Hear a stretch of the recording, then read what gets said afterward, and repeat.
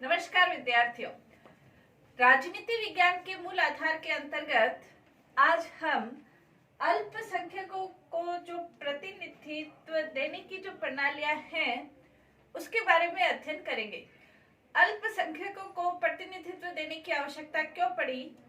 जैसे वर्तमान समय अधिकांश देशों के अंतर्गत लोकतंत्रात्मक शासन व्यवस्था है और लोकतंत्रात्मक शासन व्यवस्था का एक सबसे प्रमुख लक्षण ये है कि जिस प्रतिनिधि को ज्यादा वोट प्राप्त होते हैं वो विजित घोषित हो जाता है।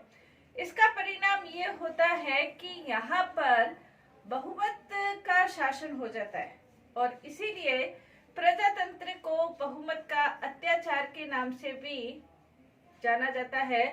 बहुमत के अत्याचार के नाम से उसकी आलोचना की जाती है। तो इस दृष्टिकोण पर इस पर विद्वानों का ध्यान गया और उन्होंने ये सोचा कि प्रजातंत्र चूंकि सभी लोगों का शासन है, पूरी जनता का शासन है, जनता के लिए शासन है, तो बहुमत का शासन नहीं होकर बल्कि सभी का शासन होना चाहिए। जितने वर्ग हो उनको उनकी अनुपात में, मत शक्ति के अनुपात में उनको प्रतिनिधित्व प्राप्त होना चाहिए। और इसी सिलसिले में 18वीं शताब्दी के अंतर्गत थॉमस हेयर ने अनुपातिक अल्पसंख्यकों को मत देने की या जो प्रतिनिधित्व देने की प्रणाली की शुरुआत की, अपना सिद्धांत बनाया, उसे अनुपातिक प्रतिनिधित्व प्रणाली के नाम से जाना जाता है। हालांकि अल्पसंख्यकों को प्रतिनिधित्व देने के लिए दूसरी अन्य प्रणालियां भी है, लेकिन इसके अंतर्गत सबसे जो महत्वपूर्ण या जो प्रसिद्ध प्रणाली है उसे हम कह सकते हैं अनुपातिक प्रतिनिधित्व प्रणाली। अनुपातिक प्रतिनिधित्व प्रणाली और दूसरी प्रणालियों में प्रमुख अंतर यह है कि अनुपातिक प्रतिनिधित्व प्रणाली में मत की शक्ति के आधार पर, अनुपात के आधार पर अल्पसंख्यकों को मत प्रतिनिधित्व दिया जाता है, जबकि दूसरी प्रणालियों के अंतर्गत अल्पसंख्यकों को कुछ प्रतिनिधित्व दे दिया जाता है। वहां पर अनुपात की मात्रा हो भी सकती है, नहीं भी हो, आवश्यक नहीं है। अनुपातिक प्रतिनिधित्व प्रणाली की दो महत्वपूर्ण प्रणालियां हैं, एक है एकल संक्रमणीय प्रणाली और दूसरी है सूची प्रणाली।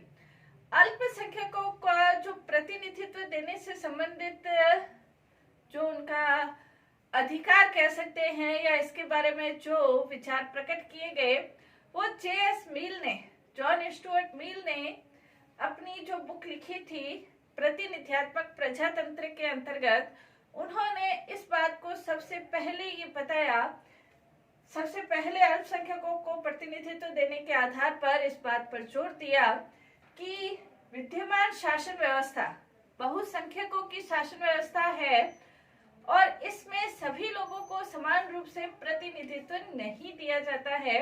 इसलिए अल्पसंख्यकों को उनके अनुपात के आधार पर प्रतिनिधित्व प्राप्त होना चाहिए और अल्पसंख्यकों को जो उनके अनुपात के आधार पर प्रतिनिधित्व प्राप्त होना चाहिए, उसके लिए उन्होंने, मिल ने इसके बारे में अपना मत प्रकट किया है, उनका समर्थन प्रदान किया है। इसके अंतर्गत हम ये कह सकते हैं, एक और विद्वान है जैसे लैकी, वो ये कहते हैं अल्पसंख्यकों को उचित प्रतिनिधित्व देने का महत्व अति महान है। यानी कि जहां चुनाव के अंतर्गत मतदाताओं को, जो बहुसंख्यक मतदाता है, प्रतिनिधि है, उनको यदि 2/3 बहुमत, 2/3 मत प्राप्त होते हैं, अल्पसंख्यकों को 1/3 मत प्राप्त होते हैं, तो लैकी ये कहते हैं कि 1/3 स्थान भी उनको प्राप्त होने चाहिए जिनको 1/3 मत प्राप्त हुए हैं। यानी कि मत की शक्ति के आधार पर प्रतिनिधित्व प्राप्त होना चाहिए और इसीलिए इसको अनुपातिक प्रतिनिधित्व प्रणाली कहा जाता है। हालांकि 18वीं शताब्दी के अंतर्गत थॉमस हेयर ने अपनी जो बुक लिखी थी प्रतिनिधित्व का शासन, एक बुक लिखी थी, उसके अंतर्गत उन्होंने ये बताया था कि अल्पसंख्यकों को प्रतिनिधित्व इस प्रणाली के माध्यम से दिया जा सकता है।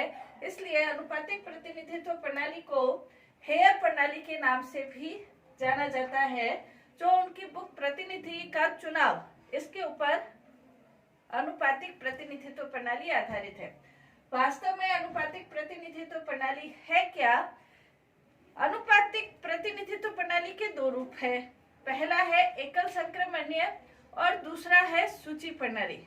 अनुपातिक प्रतिनिधित्व प्रणाली की जो एकल संक्रमणीय मत प्रणाली है, हालांकि ये एक थोड़ी जटिल प्रणाली है। इसके अंतर्गत ये आवश्यक है कि इसके अंतर्गत बहुत सदस्य निर्वाचन क्षेत्र होना चाहिए। जैसे भारत के अंतर्गत राष्ट्रपति का भी चुनाव होता है, राज्यसभा के सदस्यों का चुनाव होता है, विधान परिषद का होता है। तो एकल संक्रमणीय मत प्रणाली का प्रयोग इसके अंतर्गत किया जाता है।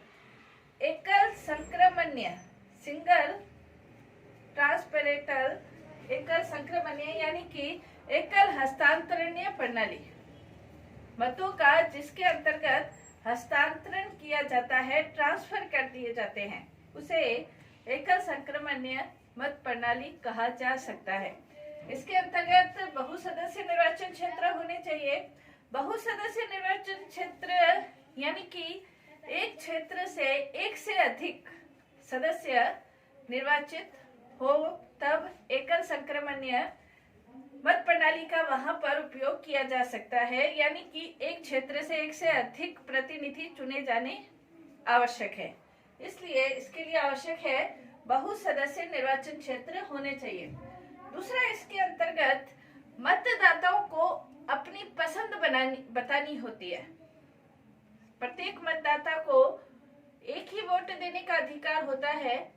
एक वोट वो अपनी पसंद के अनुसार दिए जाते हैं, यानी कि जितने उम्मीदवार उस निर्वाचन क्षेत्र के अंतर्गत खड़े होंगे, उन निर्वाचन क्षेत्र के अंतर्गत खड़े होने वाले उम्मीदवारों को मतदाता अपनी पसंद के आधार पर, प्रथम पसंद, द्वितीय पसंद, तृतीय पसंद, ऐसे पसंद के आधार पर प्रत्येक उम्मीदवार के सामने अपनी पसंद को मतदाता लिख देता है। मतदान पत्र पर जैसे हमारे यहाँ मोहर लगाते हैं, वैसे पसंद लिख दी जाती है। फर्स्ट पसंद, सेकंड पसंद, third choice, fourth choice, third 5, ऐसे पसंद लिख दी जाती है। और इसके अंतर्गत मतदाता पहली पसंद का उम्मीदवार कौन सा है, दूसरी पसंद का उम्मीदवार कौन सा है, तीसरी पसंद का कौन सा है, ऐसे वो अपना मत देते हैं। मत एक ही दिया जाता है। इसके अलावा प्रत्येक मतदाता मतपत्र का उचित प्रयोग करने के लिए एक निर्वाचन कोटा निर्धारित किया जाता है कि कम से कम इतना वोट प्राप्त होने चाहिए। जैसे इसको हम इस उदाहरण से समझ सकते हैं, निर्वाचन कोटा प्रदान प्राप्त हो तो वो उम्मीदवार विजयी होगा। जैसे मान लो किसी निर्वाचन क्षेत्र के अंतर्गत 7 प्रतिनिधि निर्वाचित होने वाले हैं। ये जो 7 प्रतिनिधि निर्वाचित होंगे, मान लो कहीं निर्वाचन क्षेत्र में 7000 मत पड़े हैं और 7 उम्मीदवार निर्वाचित होने वाले हैं, तो 7000 में 7 का भाग दे दिया जाता है। यानी कि जिस उम्मीदवार को 1000 वोट प्राप्त हुए हैं, 1001 वोट प्राप्त हुए हैं, वो उम्मीदवार विजयी घोषित हो जाता है। ये पद्धति के अंतर्गत थोड़ा सा इसमें अनिश्चितता रहती थी, इसलिए इसको एक नए फार्मूलों के आधार पर, जिसे ड्रूप प्रणाली कहा है, जो मशहूर लेखक के आधार पर, अब नया फॉर्मूला के आधार पर चुनाव कोटा निर्धारित किया जाता है। 7000/7, 7 + 1, यानी कि अब जितने मत प्राप्त हुए हैं उसको +1 से जितने उम्मीदवार निर्वाचित होने वाले हैं उसमें 1 जोड़कर उसका भाग दे दिया जाता है, यानी कि 8 का भाग 7000 में दे दिया जाता है। संक्रमणीय आधार पर 876 जिसको वोट प्राप्त होते हैं, ये एक उदाहरण है, तो वो उम्मीदवार विजयी हो जाता है। अब इसके अंतर्गत ये क्वेश्चन उठता है कि मतों का हस्तांतरण कैसे होता है। तो मतों का हस्तांतरण ऐसे होता है कि पहली पसंद किन उम्मीदवारों को प्राप्त हुई है, पहली पसंद के आधार पर सारे जो वोट है वो बांट दिए जाते हैं। अब यदि किसी उम्मीदवार को 1001 से ज्यादा या 876 से ज्यादा ड्रॉ प्रणाली के आधार पर 876 और सिंपल प्रणाली के आधार पर 1001, जिसको निश्चित चुनाव कोटा, जिस भी राज्य में जैसा सिद्धांत है, निश्चित चुनाव कोटा प्राप्त हो गया है, उस उम्मीदवार को विजयी घोषित कर दिया जाता है। मान लो किसी को 1500 वोट प्राप्त हो गए तो 1001 वोट, उसके दूसरे जो 500 वोट रहे हुए हैं, जितनी संख्या में जितने उम्मीदवार हैं, जितनी संख्या में जितने उम्मीदवार हैं, उतना ये प्रणाली तब तक चलती है जब तक कि निश्चित जो उम्मीदवार है उस अनुसार वो स्थान भर नहीं जाए, और जितने स्थान खाली रहते हैं उस आधार पर मतों का हस्तांतरण होता रहता है, हस्तांतरित होते रहते हैं, संक्रमण होते रहते हैं वोट। मतलब जिनको, जो उम्मीदवार विजित हुआ है उसके बचे हुए एक्स्ट्रा वोट, यदि स्थान खाली है और उसके वोट बच गए हैं, यानी कि जीतने से ज्यादा वोट है, तो उसकी दूसरी पसंद के आधार पर उसके वोटों का हस्तांतरण, संक्रमण कर दिया जाता है, संक्रमण कर दिया जाता है। और ऐसे मान लो फिर भी यदि स्थान नहीं भरे गए हैं, जैसे 7 उम्मीदवार विजित होने वाले हैं, लेकिन 7 उम्मीदवार विजित हो रहे हैं, लेकिन वो 7 उम्मीदवारों को निश्चित कोटा फिर भी प्राप्त नहीं हुआ है, तो सबसे कम जिस उम्मीदवार को वोट पहली पसंद के आधार पर मिले हैं, मान लो किसी को सिर्फ 100 वोट ही मिले हैं, पहली पसंद में 100 वोट ही मिले हैं, उसके जीतने के चांस नहीं है, तो उस उम्मीदवार को जो चुनावी दौड़ है, विजय की दौड़ है, उससे बाहर कर दिया जाता है, और उसके जो दूसरी पसंद है उसके आधार पर मतों का संक्रमण कर दिया जाता है। कहने का तात्पर्य ये कि जो विजित होने वाले उम्मीदवार है, यदि स्थान खाली है तो उनकी सेकंड पसंद देखी जाती है, और जो जिनको वोट कम प्राप्त हुए हैं और जिनकी विजय का कोई संभावना नहीं है, उनके वोटों का भी हस्तांतरण कर दिया जाता है, संक्रमण कर दिया जाता है। ये प्रक्रिया तब तक चलती है जब तक कि किसी जो स्थान है वो भर नहीं जाते हैं और उनको वोट प्राप्त नहीं होते हैं, निश्चित कोटा प्राप्त नहीं होता है, तब तक ये संक्रमण की प्रक्रिया चलती रहती है। और कहने का तात्पर्य यह है कि इस प्रणाली के अंतर्गत जो मतदाता है उनको ये लगता है कि यदि उनकी पहली पसंद का उम्मीदवार विजित नहीं हुआ तो उनकी दूसरी पसंद का या तीसरी पसंद का उम्मीदवार अवश्य ही विजित हो जाएगा।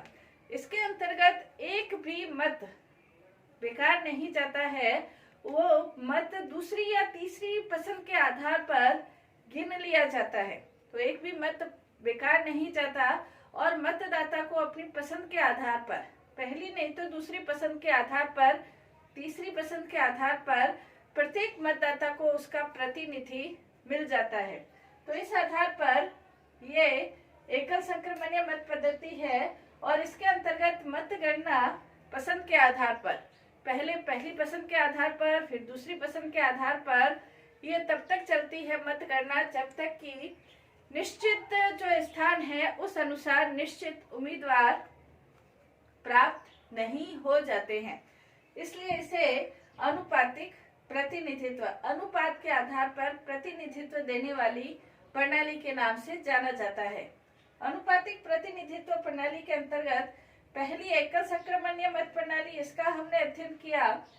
दूसरी इसके अंतर्गत सूची प्रणाली। सूची प्रणाली के अंतर्गत किसी उम्मीदवार को वोट नहीं दिए जाते, बल्कि अंतर्गत किसी एक उम्मीदवार को सारे वोट नहीं दिए जाते हैं।